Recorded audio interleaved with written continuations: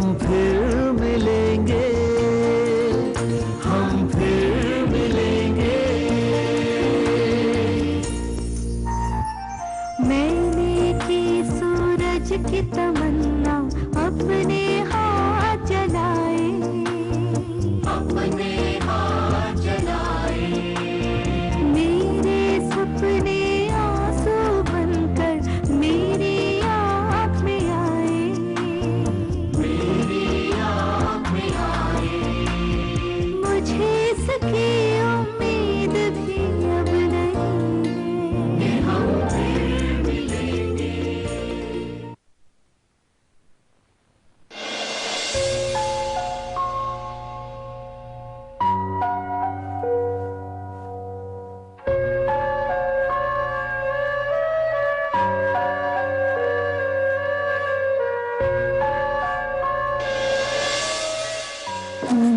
Ma'am साहब,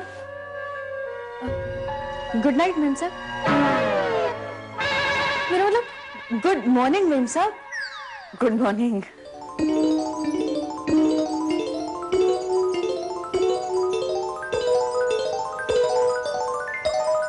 Rama,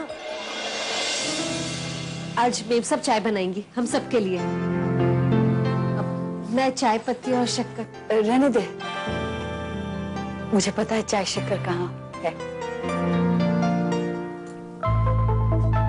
ma'am साहब को आज पहली बार देखा किचन में। ये चमत्कार हुआ कैसे? तुम ऐसे उनको घूर घूर के मत देख, वो नर्वस हो जाएंगी। कुछ कहा? अब नहीं, कुछ नहीं।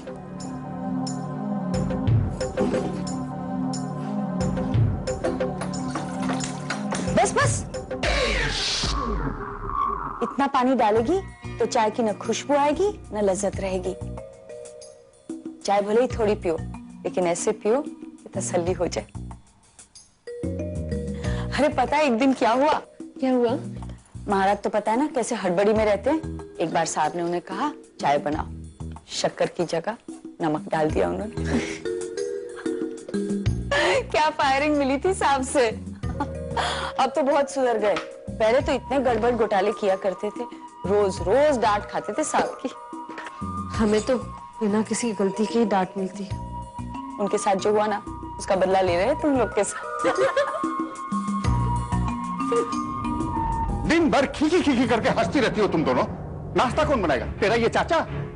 मेम साहब का ऑर्डर है, चाय और नाश्ता दोनों चाहिए अभी के अभी। बहुत गुस्सा हो रही थी वो, कह रही थी रोज उन्हें नाश्ता देर से मिलता है। अरे गलती तुम लोग करते हो और डांट मुझे सुननी पड़ती है, बताओ।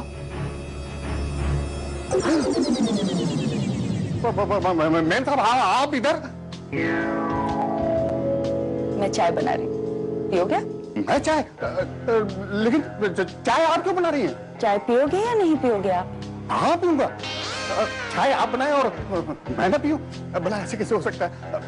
लेकिन आप क्यों बना रही हैं चाय? आप जाकर देखिए वीरेंद्र जागा कि नहीं, उसे कहो जल्दी से डाइनिंग रूम में आ जाए। मैम साहब ये क्या कर रही हैं आप? यस मैम साहब।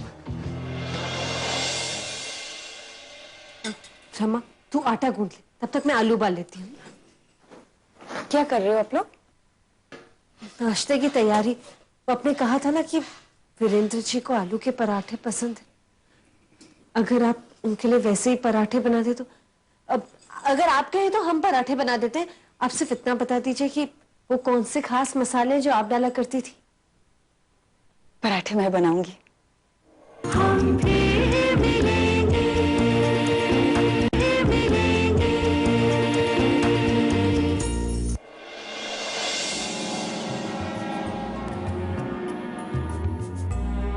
आज सब कुछ नया नया लगता है। पहले किचन, फिर ये डाइनिंग रूम। पता है ये पेंटिंग मैंने जयपुर से खरीदी थी और स्टैच्यू हैदराबाद से। ये मैट्स भी मैंने ही खरीदे थे। मामा! वाह मामा, व्हाट अ सरप्राइज! आप और यहाँ? महाराज ने बताया कि आप किचन में चाय बना रहे हैं। आई वाज लाइक, मामा I am so happy to see you. चल बैठ, चाय पी और बता कैसे प्रिपेयर। एक मिनट, मैंने आप बैठिए और यहाँ नहीं, यहाँ, ये है आपकी जगह। आराम से, अब मैं भी बैठता हूँ।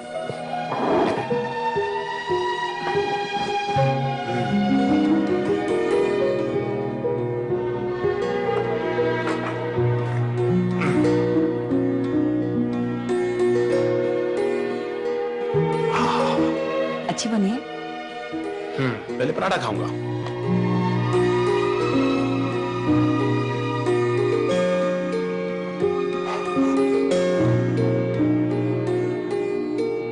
फैंटास्टिक, एकदम 100%, स्वाद बदला ही नहीं, पुराने जैसा ही है। पसंद आया ना? पसंद आया क्या?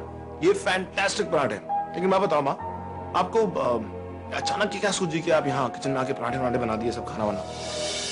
क्या करूं, अपने घर में एक बहुत जिद्दी लड़की, उसने जिद की कि चाय बनाओ, चाय बनानी पड़ी। फिर उसने जिद की कि पराठे बनाओ, पराठे बनाने पड़े। चांदनी, बहुत अच्छा काम किया तुमने। ऐसी जिद बार बार किया करो। तुम्हें पता है कितने साल के बाद मैं माँ के हाथ का बना खाना खा रहा हूं। जैसे माँ खाना बनाती है ना, वैसा दुनिया में और कोई खाना बना ही नहीं सकता। फैंटास्टिक। बस अब बहुत हो गई तारीफ, तू खा। दही दे। Thank you. उसे माँ, अब आप ये पराठे बना के फंस चुके हैं। पूछे क्यों? क्यों? क्योंकि अब आपको हर रोज मेरे लिए मेरी फेवरेट डिशेस बना के खिलानी पड़ेगी। जैसे पालक पनीर, मटर आलू, मटर के पुलाव और हाँ, माँ की दाल फेवरेट ना। और बाकी सब डिशेस आपको पता है, आप एक एक करके बना दीजिएगा, मैं खाता रहूंगा, मुझे बहुत मजा आ रहा है। वाह जी वाह, मजा आ गया। तू ऐसे ही शौक से खाएगा ना, तो मैं रोज तेरे लिए खाना बनाऊंगी। Thank you.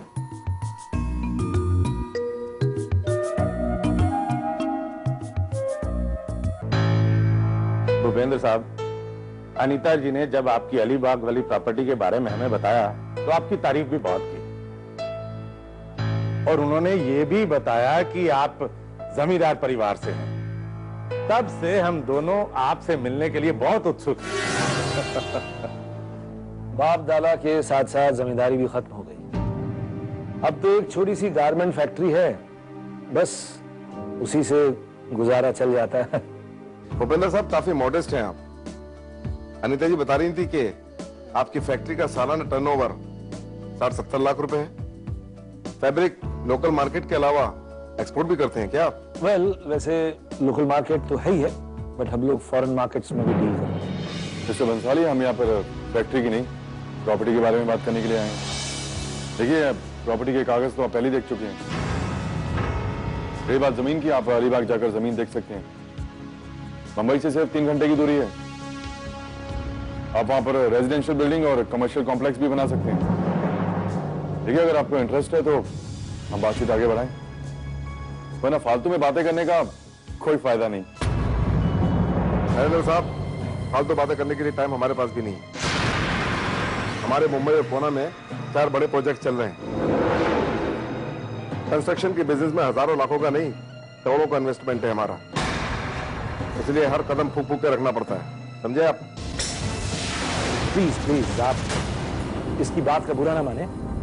आप तो जानते ही हैं कि आजकल के नौजवानों के पास एक चीज की सख्त कमी है, पेशेंस। ये चाहते हैं कि हर काम बस चुटकी बजाते ही हो जाए, और ये चुटकी बजाने के चक्कर में कभी कभी सारे काम गड़बड़ा भी जाते हैं। पार्टनरशिप का काम करने के लिए एक दूसरे को जानना जरूरी नहीं है क्या? अनीता जी को तो हम पहले से जानते हैं, आपसे हमारी पहली मुलाकात है। वैसे सारी बातचीत हो चुकी है, एक अहम मुद्दा बाकी। जी फरमाइए। हमारी कंपनी में हम 2 पार्टनर्स हैं, बंसाली साहब और मैं। आपके प्रोजेक्ट्स में कौन पार्टनर होंगे? सिंपल सी बात है, डैडी, मैं और अनीता जी, हम तीनों पार्टनर्स हो गए। मेरा छोटा बेटा भी इस प्रोजेक्ट में शामिल होगा। आप वीरेंद्र को शामिल करना चाहते हैं? डैडी एक बात क्लियर कट हो जानी चाहिए कि इसमें हम सिर्फ 3 पार्टनर्स होंगे। वीरेंद्र का नाम इसमें हरगिज शामिल नहीं होगा। अरे ना तो उसे बिजनेस की समझ है, ना ही कोई इंटरेस्ट। सोच भी कैसे लिया आपने? हाँ, क्या करना है और क्या नहीं करना है इसका फैसला मैं करूंगा। डैडी देखिए, आपको इंसाफ करना है, लेकिन उसके बहाने हमारा नुकसान मत कीजिए। क्यों अनीता जी, सही कह रहा हूं ना मैं? हाँ, तुम बिल्कुल ठीक कह रहे हो। तो फिर समझाइए ना डैडी को, जो वो सोच रहे हैं वो नहीं हो सकता। Enough enough, that's enough. इस मुद्दे पर हम बाद में चर्चा करेंगे, okay? Daddy, what's the problem? ऐसा कौन सा बड़ा मुद्दा है जिसके बारे में हमें बाद में चर्चा करनी पड़े? Bhupendra ji, I am very sorry to say, आपको यहां आने से पहले अपनी सारी समस्याएं सुलझा लेनी चाहिए थी। इसको कितना हिस्सा देना है ये आपका फैमिली मैटर है, इससे हमारा कुछ लेना देना नहीं है। और हमारी कंपनी का एक उसूल है, हम ऐसे प्रोजेक्ट में हाथ नहीं डालते जिसमें पहले से ही झगड़े चल रहे हैं। झगड़ा कहाँ है? झगड़ा कोई नहीं है, आप गलत समझ रहे हैं। मेरा बेटा थोड़ा तेज मिजाज का है, इसीलिए जो नहीं बोलना चाहिए कभी कभी वो भी बोल देता है। भूपेंद्र साहब, ये आपका बेटा है, आप इसे बेहतर जानते हैं। और आप ये भी जानते हैं कि घरेलू झगड़े कभी कभी इतने बढ़ जाते हैं कि अच्छे खासे प्रोजेक्ट को ठप कर देते हैं।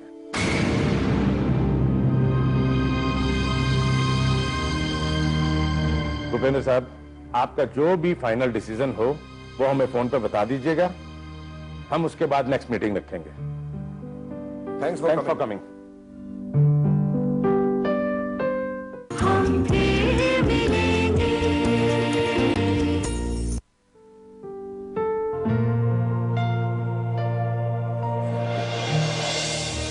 अरे चांदनी, ये सब छोड़ो और जाओ जाके मम्मी की हेल्प करो। वहां किचन में मेरे लिए कुछ स्पेशल डिशेस बना रही हैं, तुम वहां जाओ। जी हो गया, बस जा ही रही हूँ।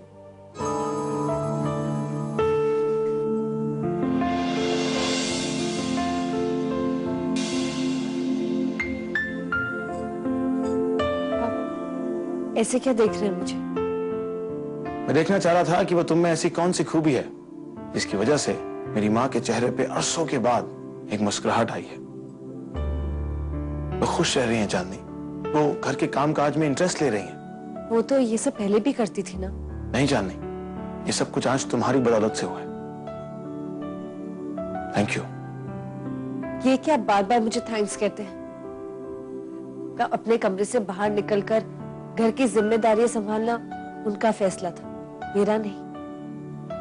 मैं तो बस यही चाहूंगी कि वो हमेशा इस घर में हंसती बोलती रहे, अपने घर का ख्याल रखे, किचन में जाएं और मैं चाहता हूं कि तुम हमेशा इसी तरह इस घर में मम्मा के साथ रहो।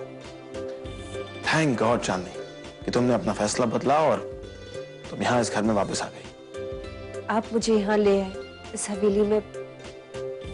आप बुरा ना माने तो एक बात कहूं? हाँ हाँ, बोलो बोलो। मैं जब इस हवेली में पहली बार आई थी तो मुझे बहुत अजीब सा लगा था। ऐसा लग रहा था कि इस हवेली की दीवारों में एक उदासी झलक रही है। इस हवेली की दीवारों ने कभी हंसी की आवाज ही नहीं सुनी। मैं जब अपने कमरे में सोने जाती थी ना तो मुझे डरावने डरावने सपने आते थे। डरावने सपने? वो क्यों? मुझे सपने में आता था कि मुझे किसी राक्षस ने इस हवेली में कैद कर दिया है और मैं यहां से निकल नहीं सकती।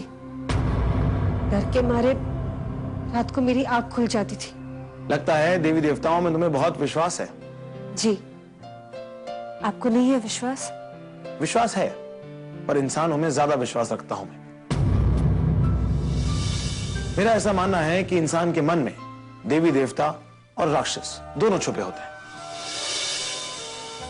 तभी तो कुछ लोग अच्छे होते हैं तो कुछ बुरे। आप कितनी अच्छी अच्छी बातें करते हैं। ये सब किताबों में पढ़ा है आपने? नहीं, जिंदगी से सीखा है। मैं इंसान का चेहरा पढ़ के बता सकता हूँ कि इंसान कितना अच्छा है और कितना बुरा। अच्छा, तो मेरा चेहरा पढ़कर बताइए ना कि मैं कैसी हूँ। अब क्या क्या बताऊं तुम्हारे बारे में? यही कि तुम बहुत अच्छी हो, बहुत हंसमुख हो और बहुत ही सच्चे दिल की लड़की हो। हाँ, एक और गुण है तुम में। वो क्या? तुम्हें जो इंसान पसंद आ जाए तुम उसके लिए अपनी जान भी दे सकती हो, और जो इंसान तुम्हें नापसंद हो उससे तुम जीवन भर नफरत करती रहती हो।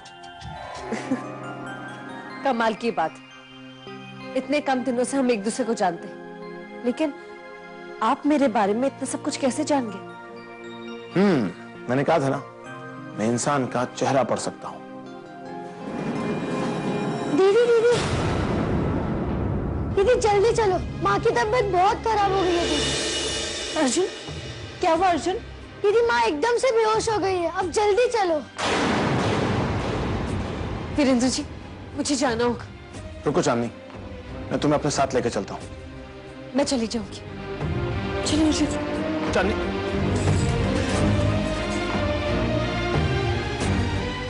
हम फिर मिलेंगे। बस बस बस, नहीं। अरे लीजिए ना। और अरे नहीं चाहिए मुझे। क्यों जबरदस्ती कर रही हो तुम?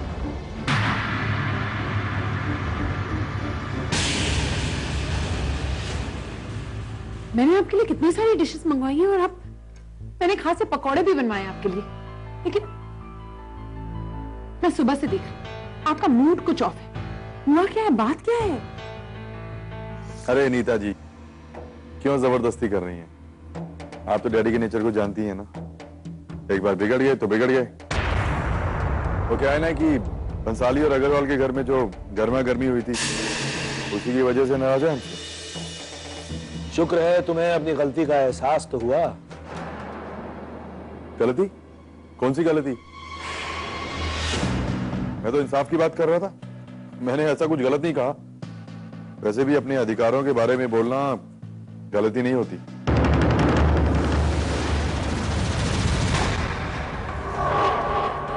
छोटे भाई के अधिकारों को छीनना सिर्फ गलत ही नहीं बल्कि गुनाह भी। नरेंद्र, मैं तुम्हारे साथ कोई नाइंसाफी नहीं कर रहा, तुम्हें तुम्हारा हक दे रहा हूं। लेकिन ये बंसाली और अग्रवाल के यहां तुम दोनों ने क्या तमाशा खड़ा कर रखा? तुम्हें अंदाजा भी है मुझे कितनी शर्मिंदगी उठानी पड़ी जब बंसाली ने मुझसे कहा कि जमीन की हिस्सेदारी का मसला तुम्हारा घरेलू मसला है।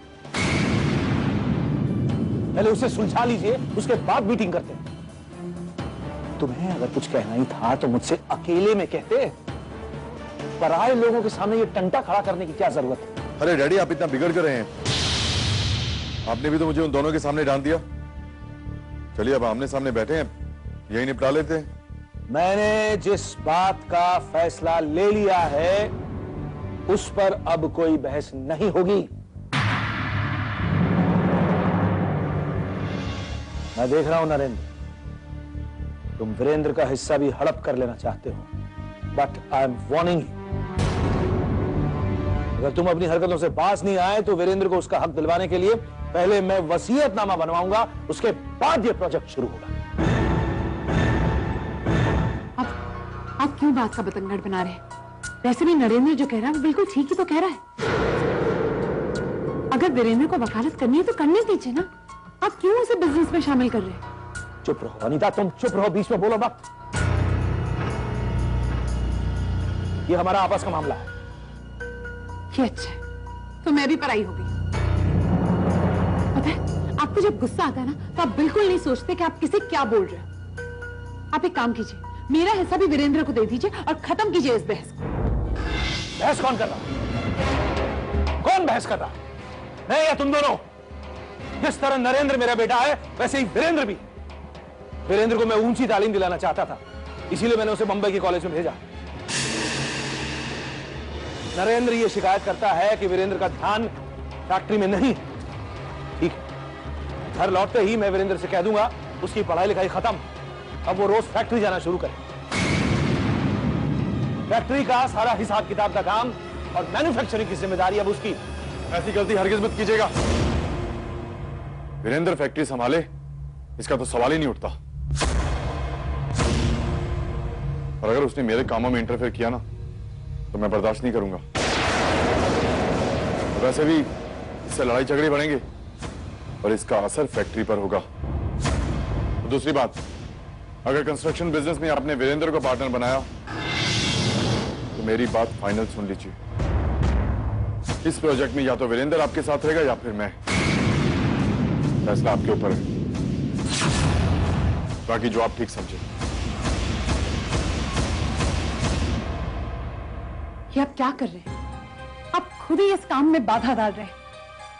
मैं आपको करोड़ों का बिजनेस दिला रही हूँ और आप ऐसी छोटी छोटी उलझनों में फंसे हुए हैं। मिस्टर अग्रवाल ने बिल्कुल ठीक ही कहा था, फैमिली झगड़ों में बिजनेस हमेशा ठप हो जाता है। और मुझे तो डर है कि यहाँ पर भी ऐसे ही कुछ होने वाला है। अनीता, तुमने तो मुझे फिक्र में डाल दिया। एक नई परेशानी खड़ी हो गई है। समझ में नहीं आ रहा कि इस उलझन को कैसे सुलझाया जाए।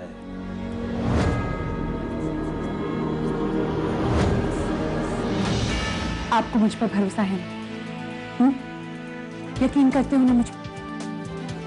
जब मैं हूं तो कोई परेशानी नहीं। आप अपनी सारी परेशानियां मुझे दे दीजिए। मैं कोई ना कोई हल निकाल। ओके?